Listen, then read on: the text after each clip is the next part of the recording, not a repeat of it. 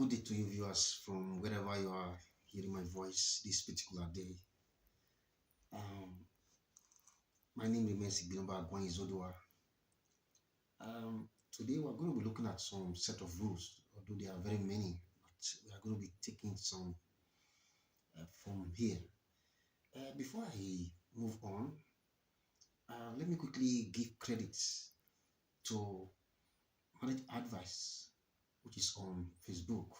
I actually got hold of this stuff from them, and I thought it would be very wise to share it with us um, verbally. Anyway, as I said just now, the rules are very many, but we are going to be taking some of them, and I will be making remarks where necessary.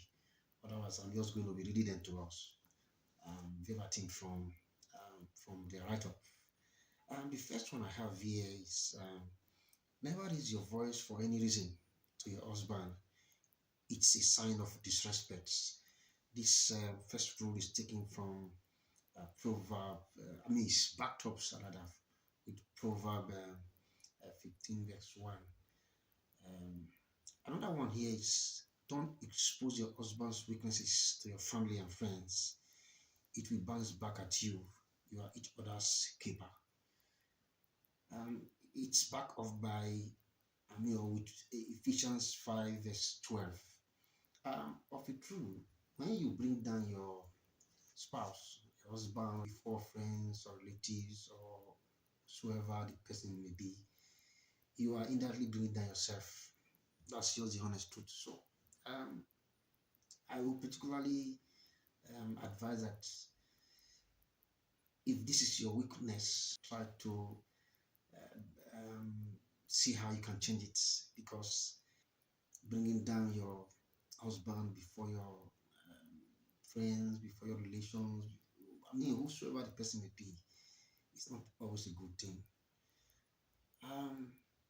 The third one here is never use attitudes and modes to communicate to your husband. You never know how your husband will interpret them. Defensive women don't have a happy home. Never use attitudes and modes. Sometimes some of us women, we like to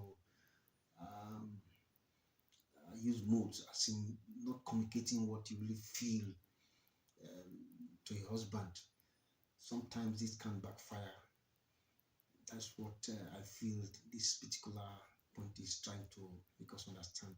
Whenever you feel bad about a situation, or whenever you feel bad about an idea, whenever you feel bad about whatever your husband has done to you or whatsoever, try to communicate it to to him in words, right? Don't be moody about it. Don't use your mood to tell him that, oh, you feel bad about this particular idea or whatsoever. Okay. Never compare your husband to other men. You have no idea. You have no idea what life is all about. If you attack his ego, his love for you will diminish. Now, this is very common with us women. Yes, very common with women. They like to compare their husband to some other men out there. After all, you don't know what those other men that you compare your husband with, what they do for a living. Some of them have skeleton in their cupboards, so it's not always a good thing to compare your husband to somebody else. Whether he has or he hasn't, it's not always a good idea. Another one here is never treat your husband's friends because you don't like them.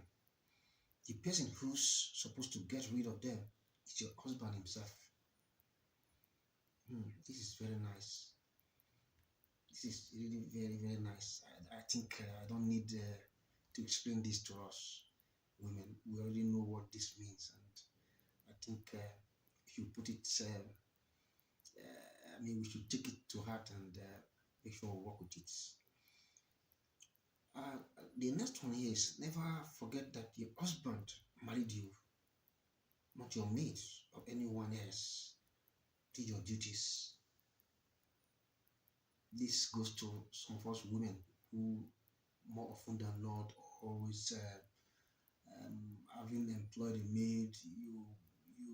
You abandon every duty of the house to to the maid, forgetting that your husband married you.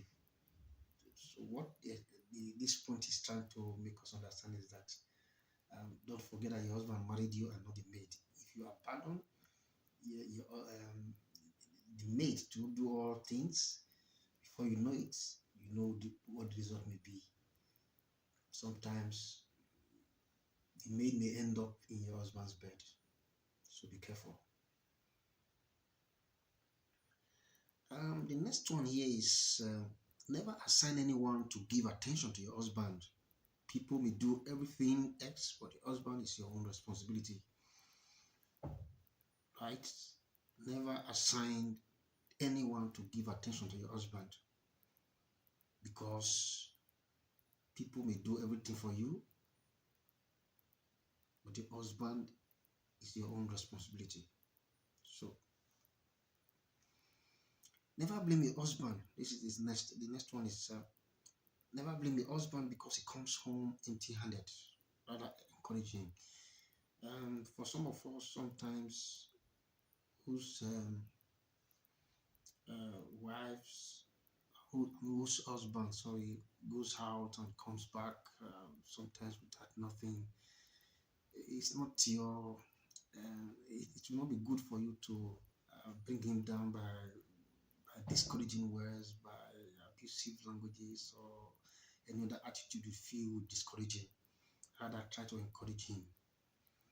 Another one again is never be a wasteful wife. Your husband's sweat is too precious to be wasted. Then we still equally have another one. Never compare your husband to anyone else. Never compare your husband to your one-time sex mate in bedroom. It's very, very powerful. Never compare your husband to your one-time sex mate in bedroom or an ex-lover. Your home may never recover from it. If you do, you know what this means. Well, viewers, this is the much you can take on this episode. As I told you, we have very many of these rules, but I don't think I can take many of them because yeah, I think they are about 30 here. So I think this is the much we can take. Maybe next time we'll look at some other rules under this advice to married women. Thanks once again for joining me, and please, if you are here for the first time, please do us a favor by subscribing to our YouTube channel. Bye.